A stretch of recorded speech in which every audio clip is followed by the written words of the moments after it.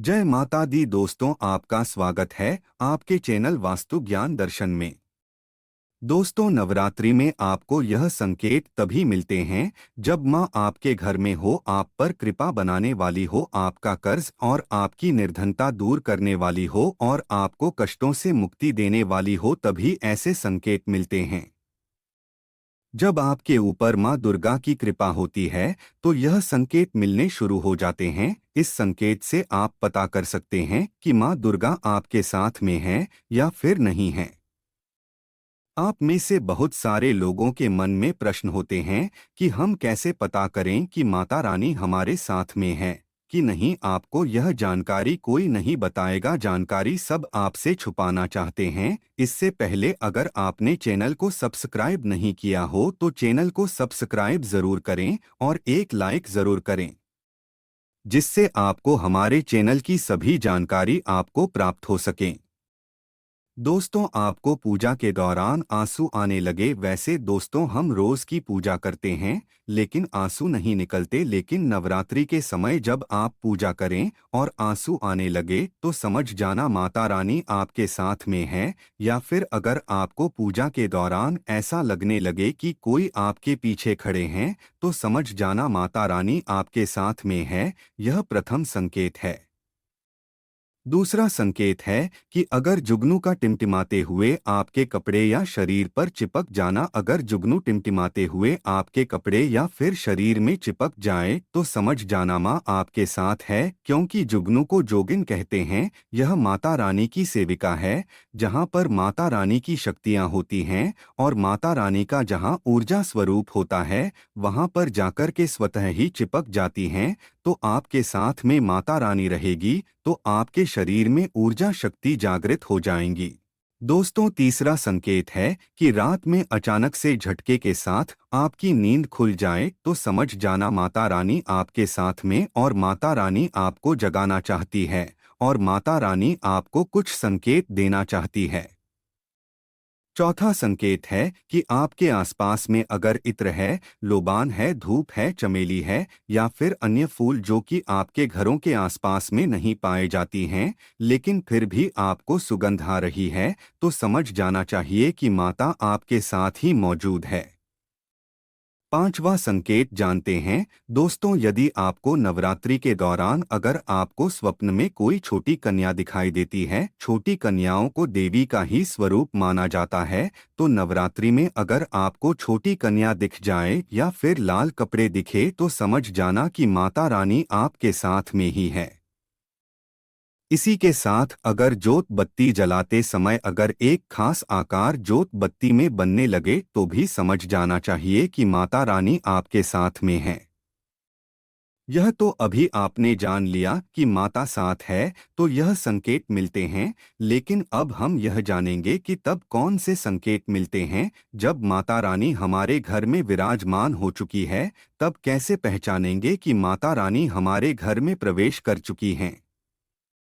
अधिकतर लोग जब माता रानी उनके घर में आती है, प्रवेश करती है, तो उन्हें पता नहीं होता कि माता रानी कब घर में प्रवेश की हैं और कब घर से चले गई। इन लक्षणों से आप पता कर सकते हैं कि माता रानी आपके घर में आ चुकी है। दोस्तों, आपको क्या ऐसा करना है कि आपकी कोई भी मनोकामना तुरंत पूरी हो जाए, वह भी दोस्तों आज हम इस वीडियो में बता रहे हैं। अगर आप वह कार्य करते हो तो इससे फिर तत्काल मनोकामना पूर्ण होने लगती है।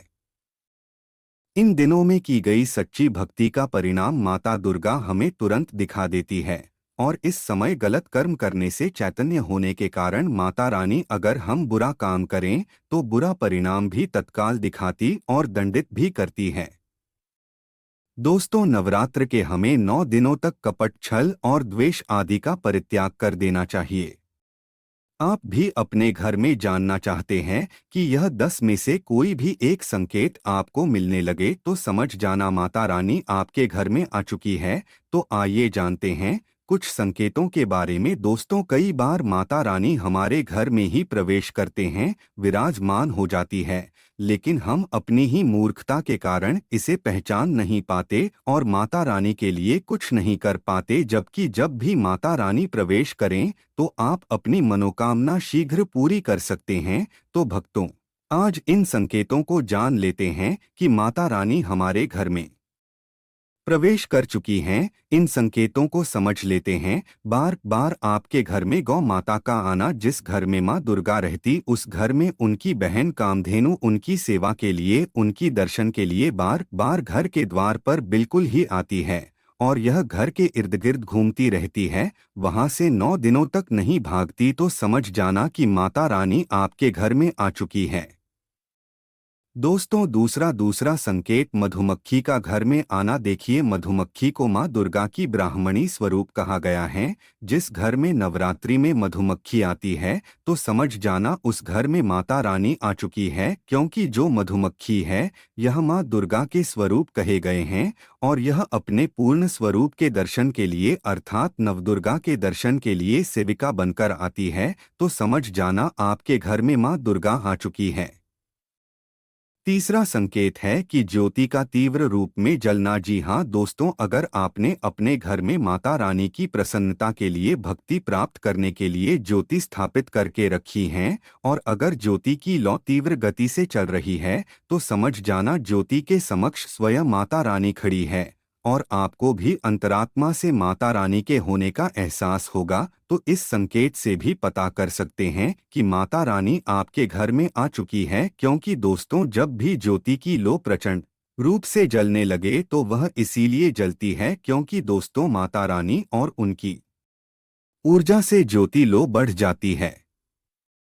और भक्तों, अगर नवरात्रि में दीपक की बत्ती में फूल का बनना, अगर आपकी दीपक की बत्ती में अचानक से फूल बनने लगे तो समझ जाना नवदुर्गा माता आपके ऊपर बहुत प्रसन्न है, आपके ऊपर महत्वपूर्ण रूप से कृपा बरसा रही है और माता रानी आपके घर में आ चुकी है। अब आपके सभी दुख कष्टों को दूर करके माता इस लोक से फिर जाएगी, अर्थात आपके घर से जाएगी।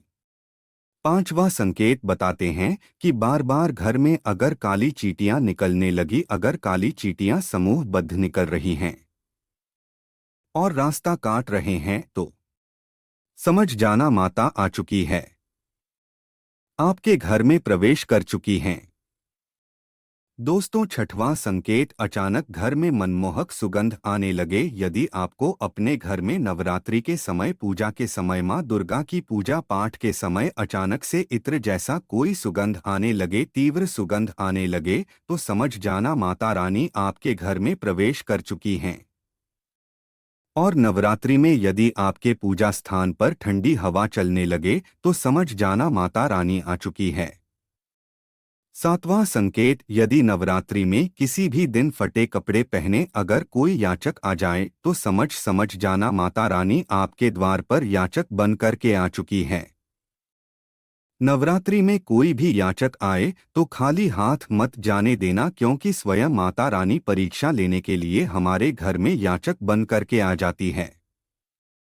तो दोस्तों, नवरात्रि पर इस बात का विशेष रूप से ध्यान रखें कि अगर कोई भी याचक मांगने के लिए या कोई भी कन्या आपके घर पर मांगने के लिए आती है तो उसे खाली हाथ मत जाने देना। दोस्तों, अगर नवरात्रि में घर के मंदिर में छिपकली का दिखना मां लक्ष्मी के आगमन का संकेत माना जाता है, माता रानी का प्रवेश माना गया है। मान्यता है कि इससे मां लक्ष्मी की कृपा हो सकती है और धन लाभ होने के साथ कई शुभ समाचार भी मिल सकते हैं। लेकिन नवरात्रि के दौरान सबसे ज्यादा महत्व होता है कन्या पूजन का। दोस्तों, माना जाता है व्रत और उपासना से माता रानी इतना पसंद नहीं होती है जितना कि कन्या पूजन से होती है। नवरात्रि में छोटी छोटी कन्याओं को माता रानी का स्वरूप माना जाता है, कन्याओं को भोग लगाया जाता है, उन्हें प्रसन्न किया जाता है और बदले में आशीर्वाद मांगा जाता है। कन्याओं को प्रसन्न करने के लिए गिफ्ट आदि उपहार दिए जाते हैं। माना जाता है अगर कन्याओं को कोई भेंट दी जाए और उसे खुशी खुशी स्वीकार कर ली तो इसका मतलब है माता रानी अर्थात माता वैष्णव ने भेंट स्वीकार कर ली। जिन पर कन्याएं प्रसन्न होती हैं तो समझो उन्हें माता रानी का आशीर्वाद मिल गया और माता रानी की कृपा से उन्हें मुंह मांगा वरदान प्राप्त होता है। शास्त्रों में बताया जाता है कि कन्या जितना खुश होती है, माता रानी उतना ही जल्द फल की प्राप्ति प्रदान करती है। ऐसे में आप कन्याओं को चॉकलेट बॉक्स दे सकते हैं तथा खूबसूरत कपड़े दे सकते हैं। याद रहे, काले कपड़े ना दें और स्टील के बर्तन भी गिफ्ट के तौर पर दे सकते हैं।